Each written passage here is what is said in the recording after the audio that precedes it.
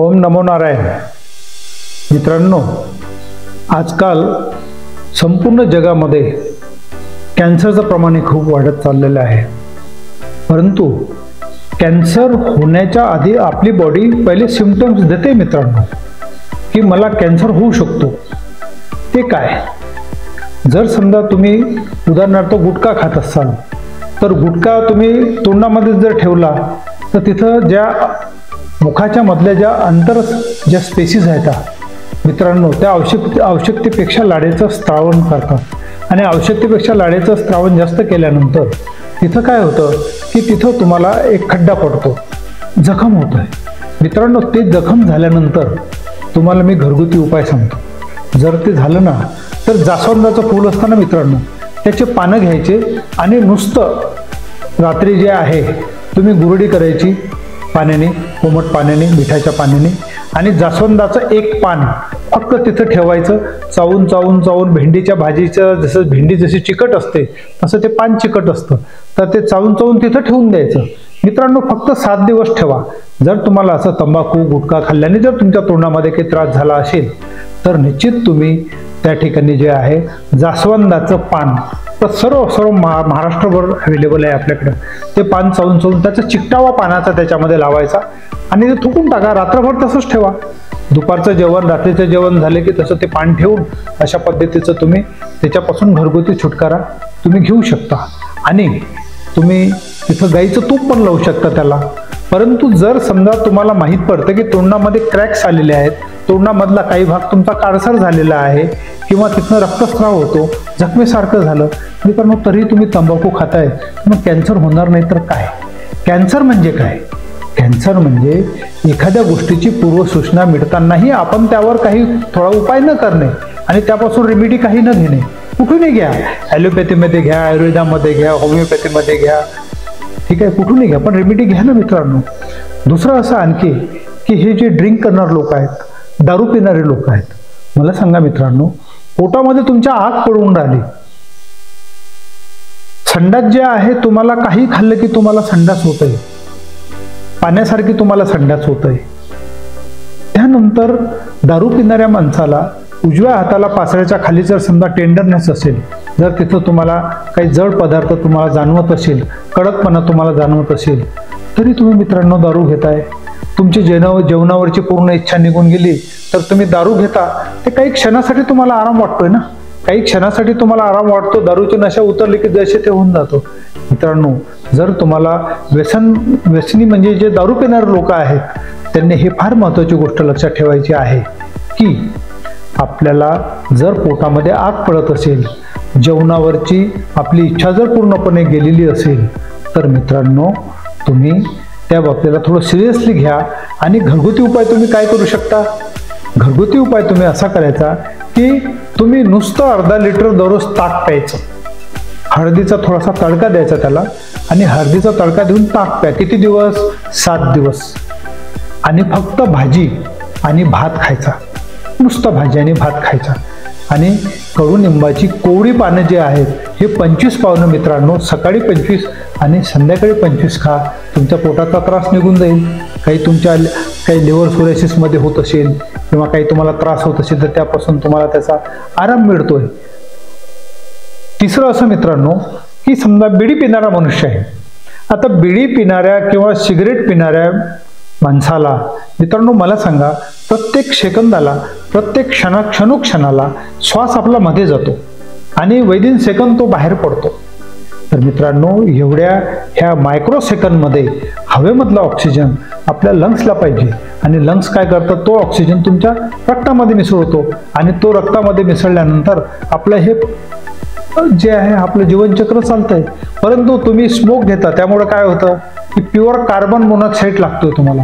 मित्रांनो, घरामध्ये तुम्ही बघताय, किचनमध्ये जा तुम्ही आणि किचनच्या आसपास खिडकीवर वगैरे बघा कसा काळा थर साचतो, तशा पद्धतीचा काळा थर तुमच्या लंग्समध्ये साचतो. मित्रांनो, मला तुम्हाला एक सांगायचं आहे की जर तुम्हाला अनियमितपणे तुम्हाला खाशी येत असेल, तुम्हाला बेडका पडत असेल, त्या बेडक्यामध्ये रक्त येत असेल, तर तुम्ही जर स्मोक करत असाल तर निश्चितच जशी तुमच्या किचनची खिडकी काळी झालेली असते तशा तुमच्या दोन्ही लंग्स म्हणजे दोन्ही फेफडे तुमचे काळे झालेले आहेतच, यामध्ये शंकाच नाही. मग अशा अवस्थेत काय करायचं की तुम्ही नुसतं खासताय, बेडका येत नाही किंवा रक्त येतं किंवा तुम्हाला थोडं चाललं की साज आणि धाप लागतंय, मित्रांनो तुम्ही कशाला घेताय स्मोक? आणि जर ह्यावर तुम्हाला घरगुती उपाय लागत असेल तर तुम्ही एक काम करू शकता मित्रांनो.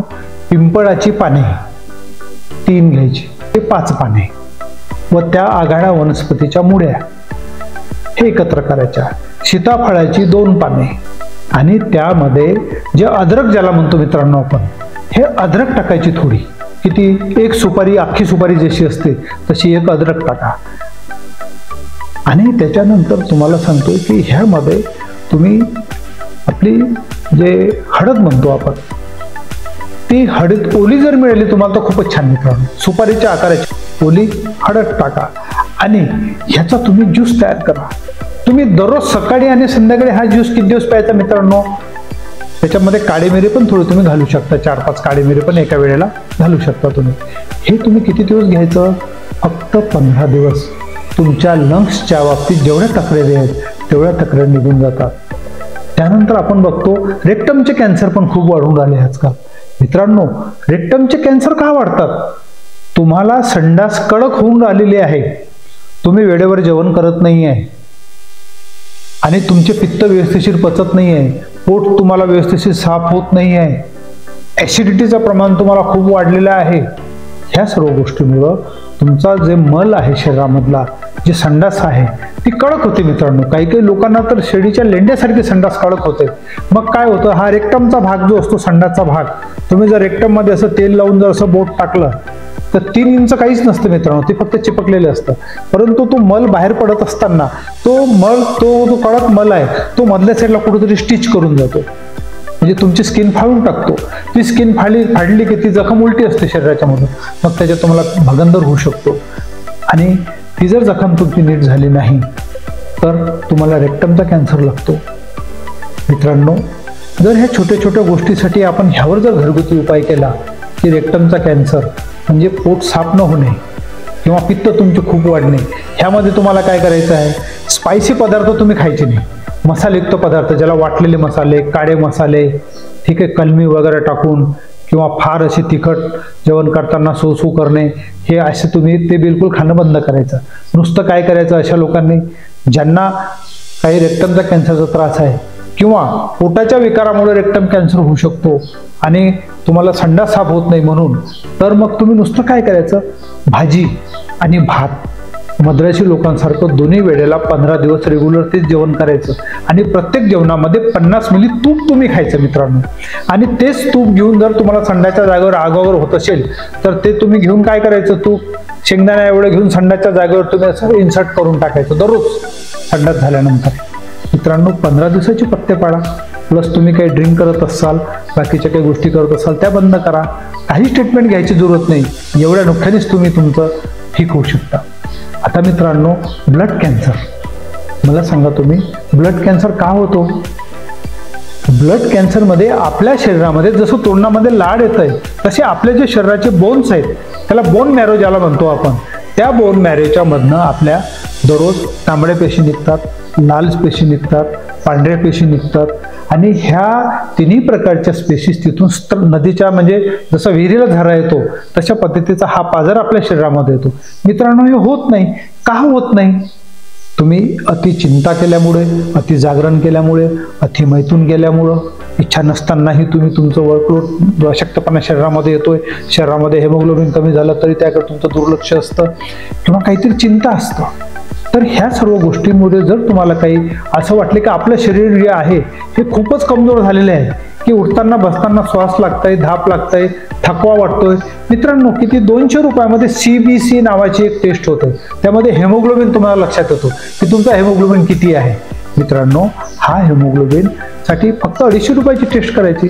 आणि जर असं आपल्याला वाटलंय की मला शरीरामध्ये रक्त अल्पता आहे, त्याला पांडुरोग आयुर्वेदामध्ये म्हटलं जातं, तर मित्रांनो अशा वेळेस तुम्ही काय करायचं, ब्लाइंड डाएट घ्यायचा.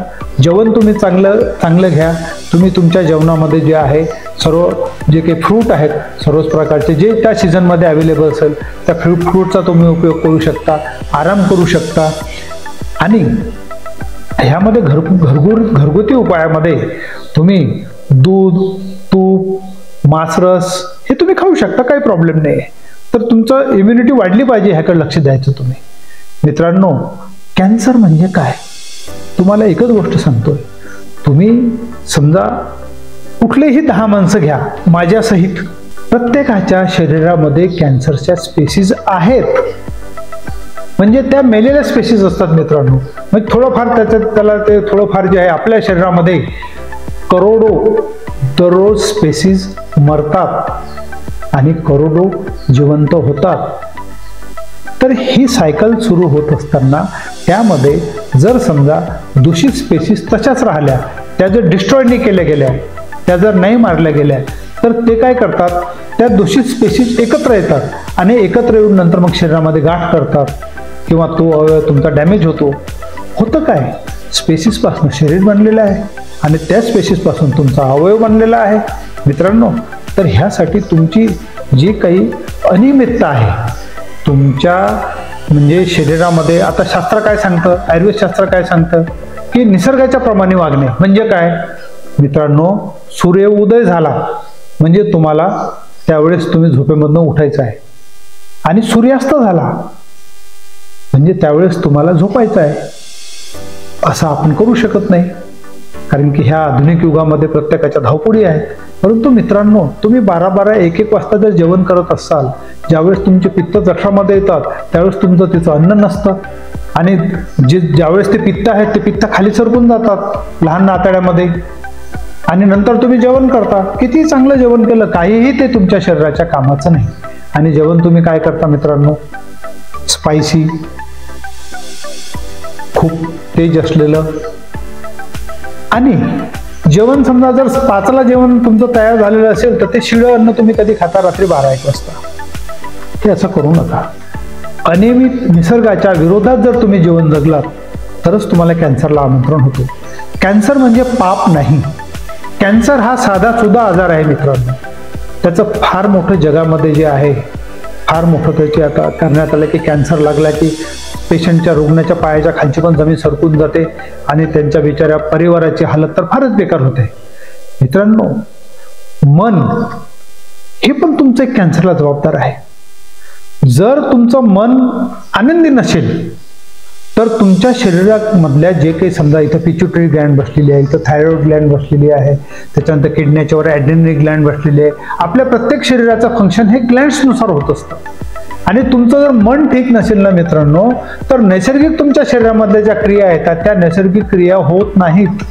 पर्याय त्या ग्लँडचा स्त्राव व्यवस्थिशीर होत नाही आणि व्यवस्थिशीर स्त्राव न झाल्यामुळं तुमच्या शरीरामध्ये ज्या सप्तधातू आहेत, म्हणजे जेवण झाल्यानंतर रस, त्याच्यानंतर रक्त, मेद, मांस, अस्थि, मज्जा, वीर्य हे व्यवस्थिशीर तुमचं होत नाही.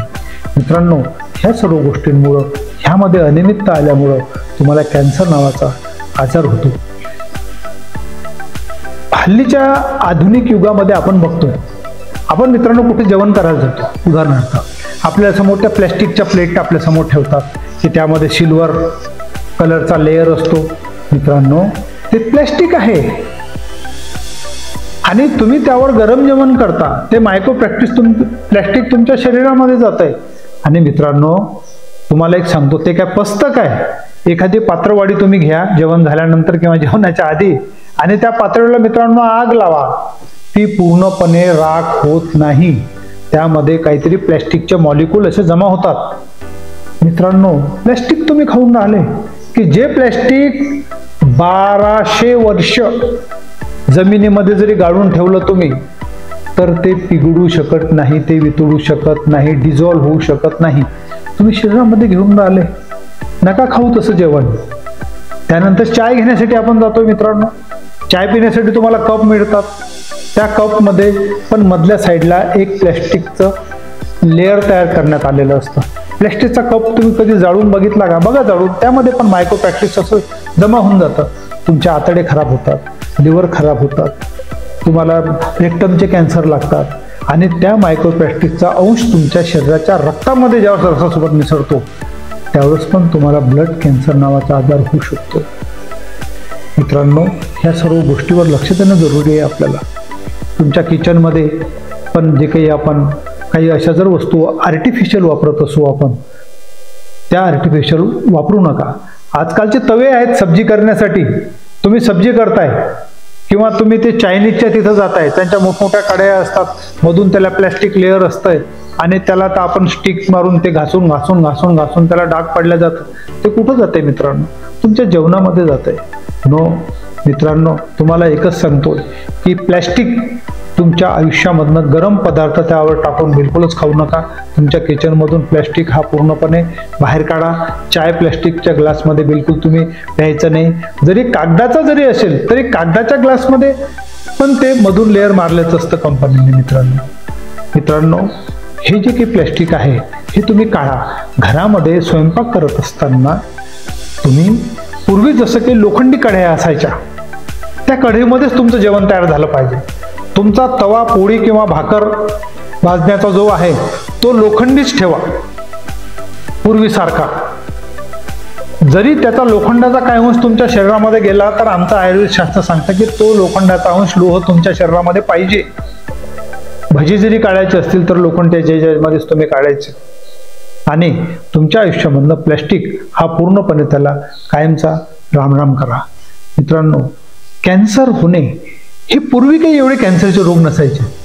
कॅन्सर जे आहे, कॅन्सर हा तुम्ही या आधुनिक मानवाने आधुनिकतेसाठी जे खाण्यासाठी काही पदार्थ आहेत जे आपण वापरतो. आता तुमचं जंक फूड घ्या मित्रांनो. तुम्ही बिस्किट खाताय, ब्रेड खाताय, पाव खाताय, पिझ्झा खाताय. मित्रांनो, ह्यामध्ये आवश्यकतेपेक्षा जास्त त्यामध्ये सायट्रिक ॲसिड असतं. त्यामध्ये ते टिकाव त्याचा होण्यासाठी सोडियम बेन्झोएट नावाचं केमिकल त्याच्यामध्ये टाकलं जातं. तसेच तुम्हाला हे जे बिस्किट आहेत, ह्या बिस्किटला पण प्रिझर्व करण्यासाठी त्यामध्ये काय टाकलं जातं? हेच टाकलं जातं. साखर टाकलं जातं त्यामध्ये. मित्रांनो, साखर काय आहे? सर्वात घातक पदार्थ आजच्यातला साखर आहे मित्रांनो. साखर चुकूनही खाऊ नका. माझा व्हिडिओ ऐकणारे जे काही साखर कारखानदार असतील त्यांना मी अशी विनंती करतो की तुम्ही साखर बनवत असताना तुमची साखर ज्यावेळेस ती लालसर किंवा काळसर साखर निघते ना, ती साखर बाजारामध्ये विका मित्रांनो. लोकांना त्याबद्दल अवेअरनेस द्या. कारण की त्यामध्ये केमिकल टाकलेले नसतात. ती काळी साखर सफेद करण्यासाठी मोठे केमिकल गंधकासारखे पदार्थ वापरले जातात की जे तुम्ही जर त्याचे गुण सांगितले तर तुम्ही साखर कधीच आयुष्यामध्ये खाणार नाही. तर मित्रांनो, तुम्ही साखरेचं प्रमाण तुमच्या शरीरामध्ये दररोजचं फार झालं तर तुम्हाला आहे ना एक अर्धा चम्मच साखर खाण्याची तुम्हाला 24 तासामध्ये परमिशन असू शकते. तुम्ही हे जे जंक फूड खाताय, ह्या जंक फूडमध्ये साखर असतं मित्रांनो. आवश्यकतेपेक्षा तुमचं सोडियम चाललं शरीरामध्ये, आवश्यकतेपेक्षा तुमचं ग्लुकोज चाललंय. मित्रांनो, ग्लुकोज काही तुम्हाला वरतून टाकायला पाहिजे असं आहे का हो? हे एवढे पशु पक्षी हे जे काही जीवन जगतात यांना काय ह्यांना ग्लुकोज खावं लागतं काय? मित्रांनो, ते जे खातात त्यामध्ये ऑलरेडी ग्लुकोज असतंच. मग तुम्ही एक लक्षात घ्या. आणखी तुम्हाला एक गोष्ट मला अशी बोलायची आहे की जर पशु पक्षी हे निरोगी आहेत आपल्यापेक्षा आणि तुम्ही रोगी आहात, साखर खाणे बंद करा, चाय पिणे बंद करा. नुसती चायची पाने जर असतील तर ती उकळून तुम्ही प्या. परंतु त्यामध्ये संपूर्ण जगामध्ये जर बघितलं आपण तर तुम्हाला ग्रीन टी मिळेल, तुम्हाला ब्लॅक टी मिळेल. आपल्याकडे व्हाईट टी करतात. व्हाईट टी म्हणजे काय? ठीक आहे, चांगलं लागत नाही ना, मग त्यामध्ये दूध होता.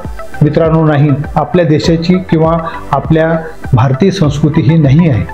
आपल्याला जर पूर्वी आपल्या महाभारत आहे, रामायण आहे, राजेशाही आहे, यामध्ये चाय नव्हता हो मित्रांनो.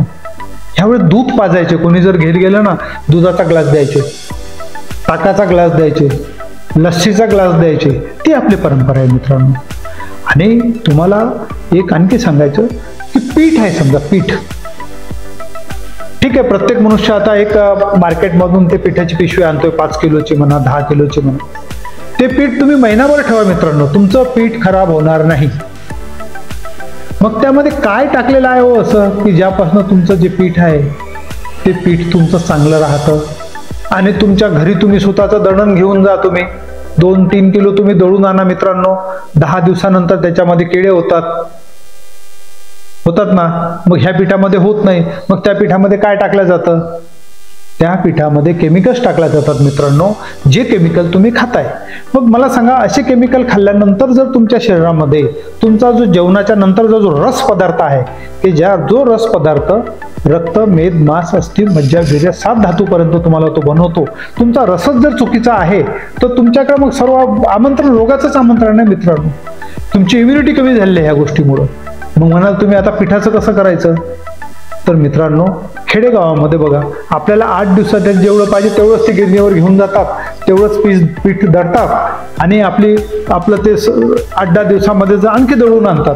तर तुम्ही छोटी गिरणी विकत घेऊ शकता. छोटी गिरणी विकत घेऊन त्यामध्ये तुम्हाला जेवढे पीठ पाहिजे तेवढंच कमवा. चुकूनही पॅकिंगचं पीठ खाणे म्हणजे तुम्हाला रोगाला आमंत्रण आहे. आता मित्रांनो मला सांगा, आता हे जेवढे की केमिकल पेप्टिसाइड्समध्ये जे शेतामध्ये वापरल्या जातात मित्रांनो, फ्लावरवर रसायने मारल्या जातात की ज्यामुळे किडे न व्हायला पाहिजे, त्याचं संवर्धन व्हायला पाहिजे. तुमचे युरियासारखे पदार्थ वापरले जातात मित्रांनो. युरिया जातो कुठं?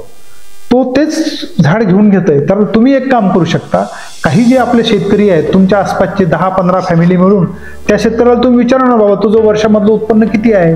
तो सांगतो माझं वर्षामध्ये मी 2 लाख रुपये कमावतो. मग त्याला सांगायचं, आम्ही सांगतो तेच तू काम कर. आमच्यासाठी जे आहे हे विदाऊट केमिकल युक्त आमच्यासाठी गहू तयार कर, बाजरी तयार कर, डाळ तयार कर, धान्य तयार कर आणि त्या 10-15 परिवारा मिळून जे आहे तुम्ही त्याला ते पैसे द्या ना, तेवढे काही जास्त पैसे येणार नाही, तुमच्या किराण्याच्या भावात ते काम होतं. मित्रांनो, ह्या सर्व गोष्टींना हे आपण बघण्याची जरुरी आहे. जे काही आहे सतर्क नागरिक ज्याला म्हणतो आपण, स्वतःचा डॉक्टर स्वतः बनण्याची ह्या आधुनिक युगामध्ये ही वेळ आलेली आहे. तरी मित्रांनो, मला एवढंच सांगायचं आहे की आपण जर जागरूक राहिला, आपण काय खातोय, आपण काय पितोय, नुसतं दुसऱ्याने चाय दिला म्हणजे ते फुकट खायचं असं करू नका. ह्या गोष्टींचा विचार करा.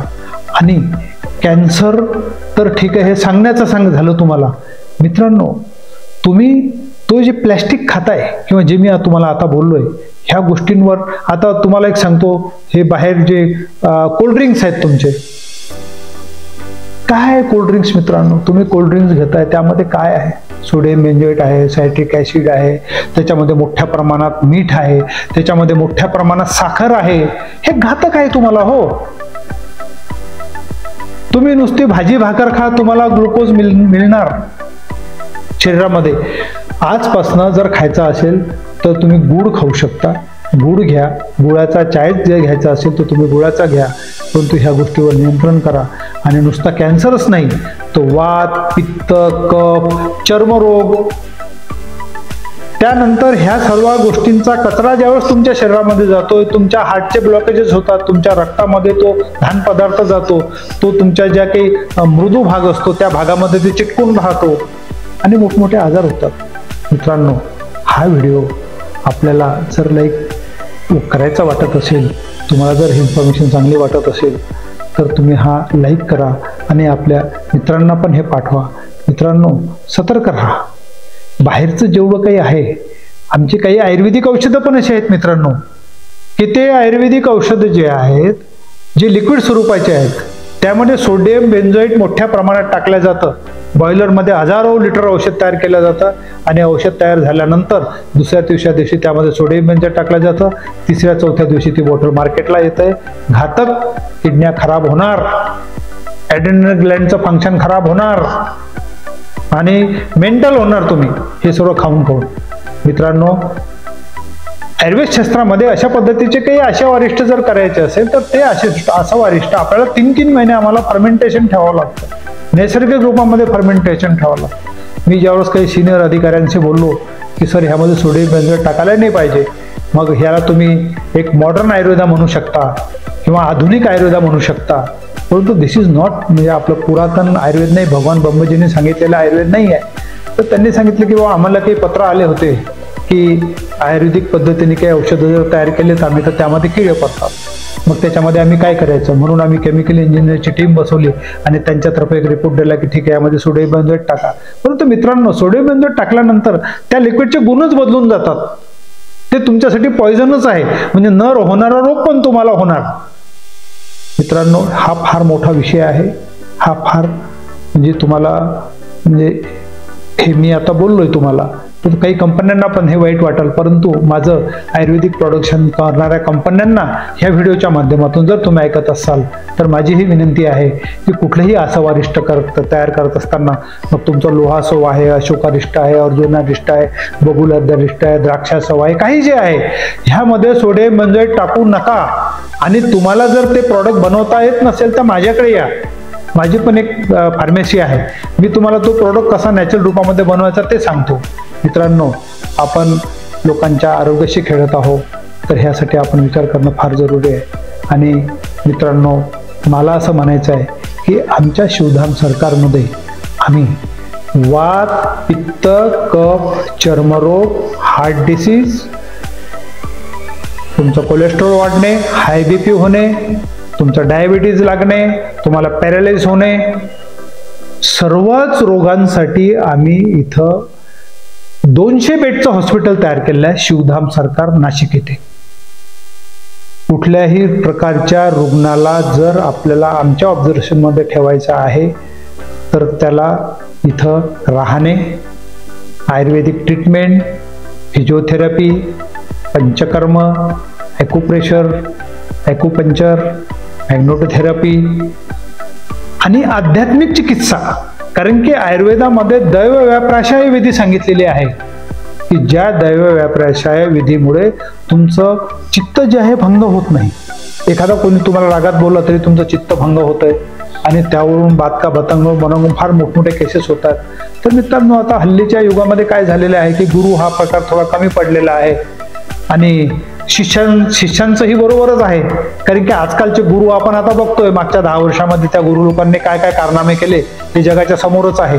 त्यामुळे ते नाही गुरु कोणाला मानायचा हा फार मोठा प्रश्न झालेला आहे. मित्रांनो, ह्या व्हिडिओच्या माध्यमातून मला एकच सांगायचं आहे की आमच्या शिवधाम सरकार नाशिक महाराष्ट्रामध्ये आम्ही असं एक 200 बेडचं हॉस्पिटल तयार केलेलं आहे की जिथं आध्यात्मिक क्रिया, आयुर्वेद क्रिया करून सर्वच प्रकारच्या पक्षघाताचा जरी रोग असेल, कॅन्सरचा जरी रोग असेल, कुठलाही रोग असो, त्याला आम्ही 15 दिवसासाठी आमच्या ऑब्झर्वेशनमध्ये ठेवतो आणि ह्याचा खर्च फक्त 1000 रुपये एका दिवसाला. त्यामध्ये सर्व ॲक्टिव्हिटीज आल्यात. ह्या गोष्टीचा आपण लाभ घ्या, सतर्क राहा आणि कुठलाही आजार ॲलोपॅथी, आयुर्वेद, होमिओपॅथी घेऊन जर आपला नीट होत नसेल आणि आपल्याला जर समाधानकारक त्याच्यामध्ये उत्तर नसेल तर निश्चित तुम्ही आमच्या शिवधाम सरकारमध्ये या. आम्ही तुमचं नाडी परीक्षण, दर्शन, तुम्हाला प्रश्न विचारून पूर्ण डायग्नोस करतो. हे सर्व मोफत आहे. कुठलाही गुरुवार किंवा रविवारला यायचं आहे. आणि इथं येत असताना लोक असे येऊन आले आजकाल आमच्याकडे लांबून की ते आधार कार्ड पण सोबत ठेवत नाही. मित्रांनो, इथं कसं ठेवायचं त्यांना, आपले आधार कार्ड सोबत ठेवा, म्हणजे आपलं मुक्त नाडी परीक्षण करून रोगनिदान आम्ही करू व त्यावर आयुर्वेदिक औषधं पण देऊ. ह्या गोष्टीचा लाभ घ्या. आमच्या आश्रमामध्ये प्रत्येक गुरुवार व रविवारला हा दरबार लागतो, सकाळी 10 ते संध्याकाळी 7 वाजेपर्यंत. ह्याचा आपण लाभ घ्या आणि आपला नेहमी जे आहे आयुष्य हे आपण निरोगी, दीर्घायू कसं आपण जगू ह्याकडे लक्ष द्या. आपल्या रोगाबद्दल आपल्याला काही शंका वाटली मला तुम्ही कधीही फोन करू शकता, व्हिडिओ कॉल करू शकता. खाली नंबर दिलेले आहेत. सतर्क राहा आणि घाबरू नका. आपल्या रोगाला निश्चितच घाबरू नका. मी बसलेला आहो, मी औषध देतो, तो दुरुस्त करतो. ओम नमो नारायण.